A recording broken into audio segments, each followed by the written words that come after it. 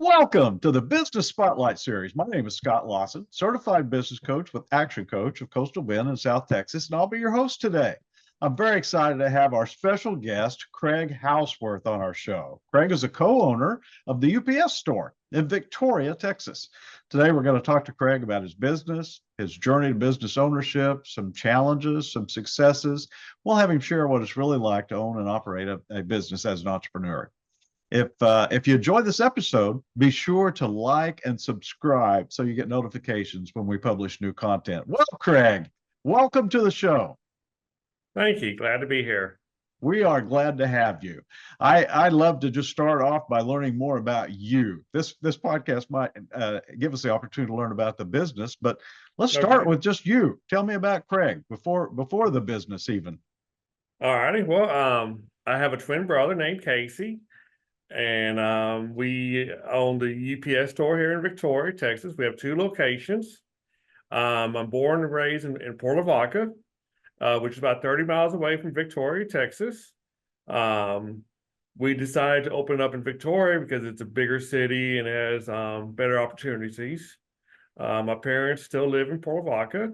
So some of our audience might even be familiar with your brother, Casey. In fact, I wonder if some might have thought I was interviewing the same person when I first started this one.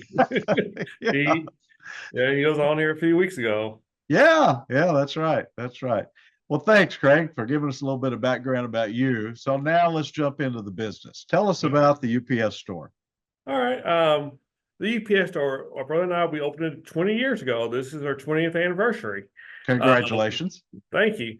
And we opened the first store up, and we when we opened it up, we knew nothing about the UPS business, the UPS store, what we were going to be doing. And it's been an adventure. I'll bet. Our biggest thing we've learned was UPS store that printing was a very big profit center. And a lot of UPS store owners they didn't care about printing, and nobody pushed printing when we first got into it. They told us, go buy a printer, have it, do some printing, simple as that. But I saw a need for it, and I just kept investing in printing. And now, last year we were the number one printer in Texas in the UPS store franchise. Wow. And in the top 10 for both stores in the United States. So we've grown our printing from zero to, pretty good. And wow. That's our biggest thing we focus on at our UPS store, which we're a little different than most UPS stores. All they want to do is shipping. We want to do printing. So we do a lot of printing at our stores. I see. Wow. And so That's interesting. We do all types of printing. We can do business cards, we can do invitations, we can do blueprints, yard signs, banners, you name it, we can do it. We often are telling business owners to find their niche or their niche. And it kind of sounds like you've just described that. I got in there when we opened the store up, I didn't know how to use a printer. And I had learned from scratch, and I just kept building myself on it, learning it, doing some online training. Now I'm not really a designer, but I get to design stuff because I learned all the design programs, and I get the job done. I've learned every step of the way. Every day I learn something new about printing. And, I've just expanded and used it to increase my business. You've described some of what you do. I introduced you as the co-owner of the business. What's a typical day for Craig? What all do you get involved in and you hands-on a part of there at the UPS store? My typical day is you can guess I mainly focus on print. I have employees that do the shipping and everything else on the business. I make sure the print gets done correctly because it's all about quality. And, any big jobs I'll take care of, I'll quote it out. And then if I need to, I'll jump on the printer and start printing stuff. Okay. I'm a on-site owner, manager. I'm in the stores. I'm always involved in everything. I love printing. I love getting stuff done, and it's part of the business I really do enjoy. Great, great. That's wonderful. When you think back over those 20 years since you opened the store, what comes to mind in the way of mistakes and things that you might have learned from?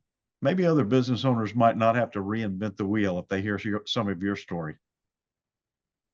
You know, the biggest problem, of course, is employees.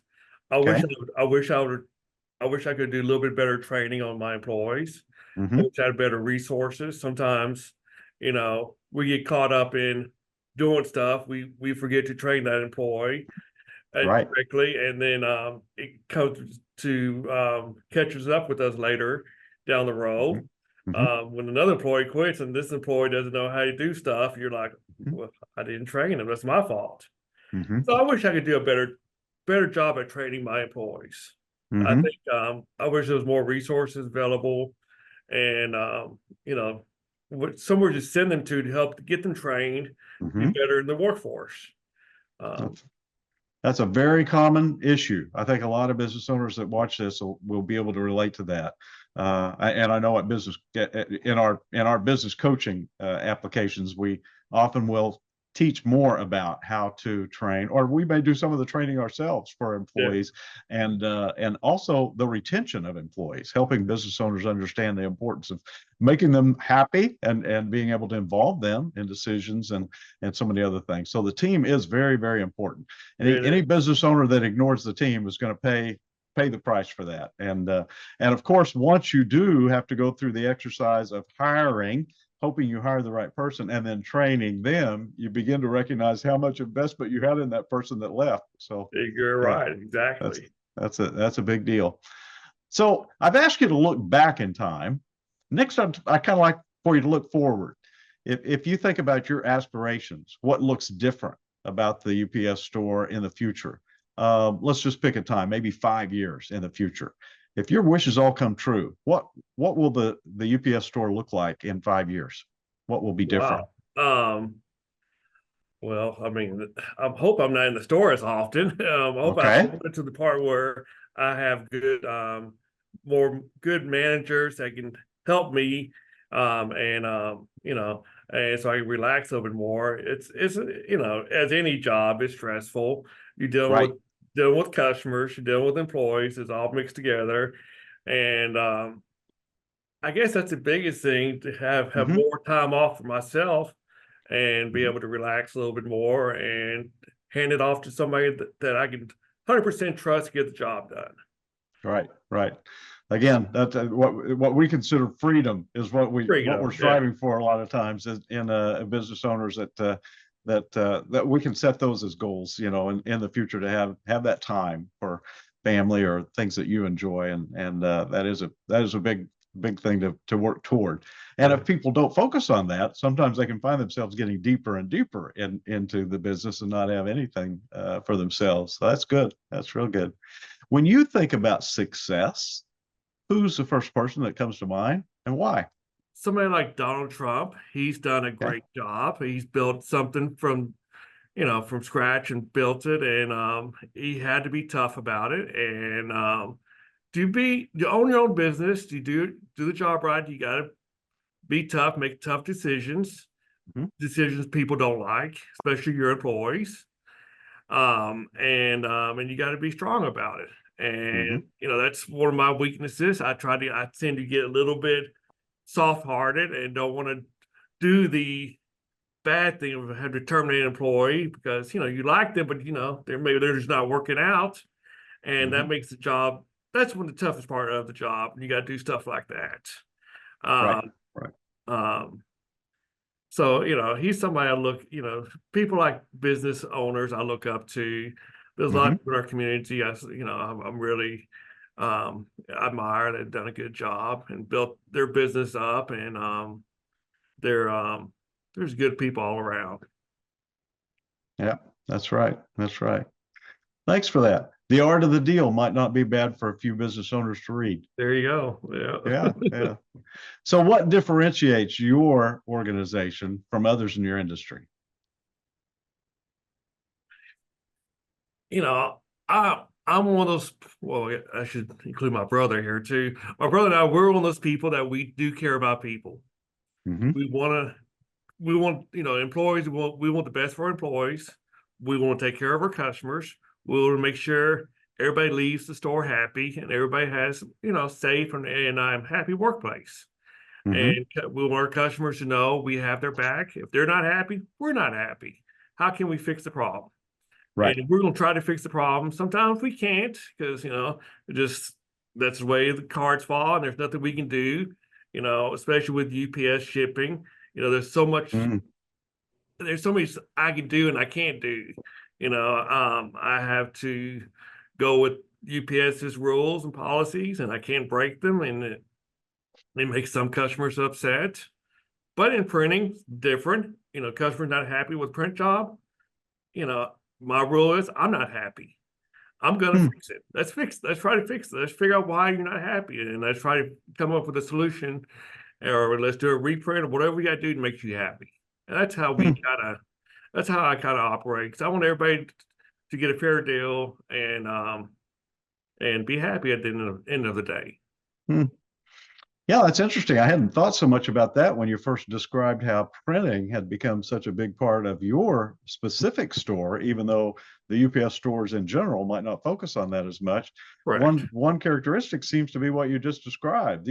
There are corporate rules to abide by much of the shipping and packaging, but the printing, it sounds like you have more freedom to do it your own way. We have Did I total understand that freedom. right?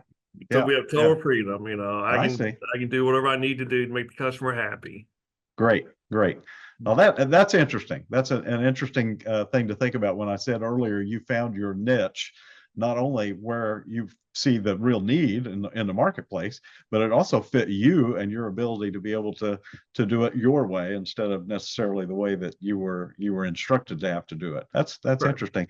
And I think I even picked up on that a little bit of more customer satisfaction that you feel like in the printing operations that you can make sure they're happy with what the finished product looks like. So Correct. that's great. And That's great. we because customers is giving this out to other people, we want them to be Hmm. proud of what they're giving out and go, look what the UPS store did. This looks Hmm. terrible. We want them to say, hey, look what the UPS store. It looks great. Go there for all your needs. So How quality is how everything. important is that? And Yeah, and having the satisfied customers that will spread the word and tell others about the business. That's well, exactly. that is key. That makes so much difference. The opposite is also true. If they're unhappy with a business, they tend to spread the word about that too, don't they? That's 100% true. Yeah. Then when they have Yeah. the proof in their hands, showing customers, look at this quality. You're like, Uh-huh. this makes us look terrible. Yep. So, Yep. Yeah, that's interesting. And so over that 20-year period, I've got to believe the printing industry and the printing equipment have changed a lot. Maybe even the demand. Have you seen people that have home printers maybe coming to you for something different than they did 20 years ago, or how has it changed? um, well, the main things change. Everybody waits to the last minute now. Oh, We're always on a tight deadline to get the job done. yeah. Um, Printing really hasn't changed as much in the last 10, 12 years as you would think. We still Oh. we still do a lot of I mean, it's the other part that has changed more, the designing. Everybody can design Oh. online now. Everybody can Hmm. do their own design. They go to Canva, they can AI can help them with stuff now. Hmm. And it was still good for us because they still need somebody to print it out.